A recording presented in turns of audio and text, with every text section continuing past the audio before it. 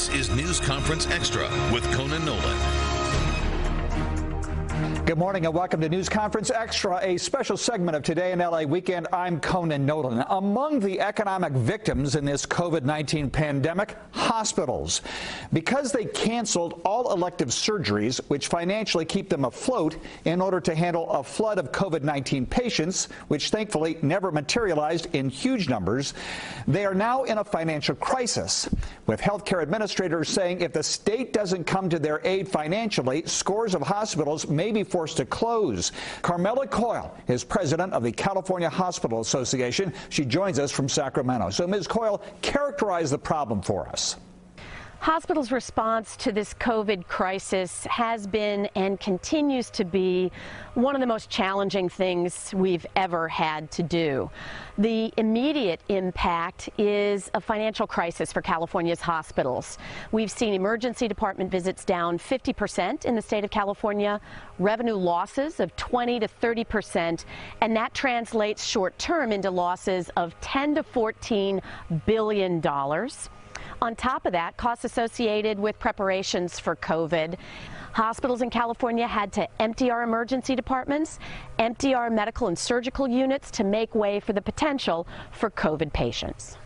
Right now, we certainly get the impression there's a triage taking place in Sacramento. What needs immediate attention and what doesn't? There are a lot of industries in a financial crisis currently. Why should yours be bailed out by the state? California's hospitals stepped up because it was the right thing to do. What we're saying now is, in having done that, we are in far worse shape than many of the other businesses in California's economy. As we think about it, lots of sectors of the economy have lost revenue. Restaurants, movie theaters, other businesses, retail.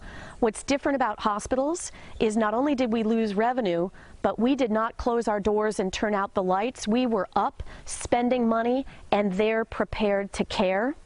And what's also different is that the California economy cannot reopen unless California's hospitals are ready. It is one of the 6 conditions that the governor has laid out.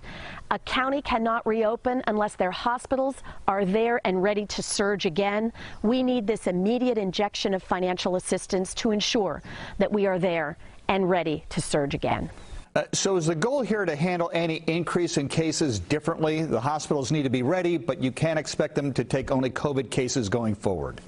That's right. I think most experts expect that when we are all out and about again, that we will increase the risk of the spread of the COVID virus, and we will see a second surge. We're hoping we can flatten the curve on that surge, but it is likely that we will see an uptick again in the COVID virus and the disease. So it's going to be important that we manage that carefully. I think rather than turning off a switch, shutting down the healthcare system, we're going to closely monitor that. Now we have data so that we can watch it county by county, local area by local area, and we can really respond more surgically rather than shutting down the entire healthcare system. In your opinion, does the public or the policymakers, for that matter, do they understand what elective surgery means? I think most people misinterpret what elective surgery is. They think of plastic surgery or luxury items. An elective surgery is actually anything that is not an emergency. So when we had to stop those elective surgeries, both for safety and to make way for COVID patients, I think it was understood, but the order of magnitude I don't think anyone ever dreamed of in terms of the losses to hospitals that would result from literally shutting down and stopping that care. And worse, we've got the impact now that we're all dealing with, and that is people who deferred care, who really should have been in the emergency department. Heard a physician just the other day saying that he saw a patient with a blood sugar level the highest he's ever seen in 20 years. What specifically are you asking from the governor?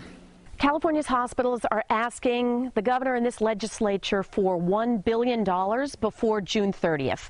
That is in the current state budget year. The governor did not include that $1 billion in the budget revised, but we've got the next 30 days or so to work with the legislature to see if we can reprioritize California's hospitals, move them to the top of the list, and get this $1 billion in immediate financial relief in this current budget year. If not, we will continue to seek funding in the next year. We're looking for $3 billion in the next budget year that we would use to draw down an additional $3 billion in federal funding to be applied to California's hospitals and to try to offset just a small portion of the losses that California's hospitals have experienced to date. Carmela Coyle is the president and CEO of the California Hospital Association. Thanks for taking the time. Thank you so much for having me. Up next, the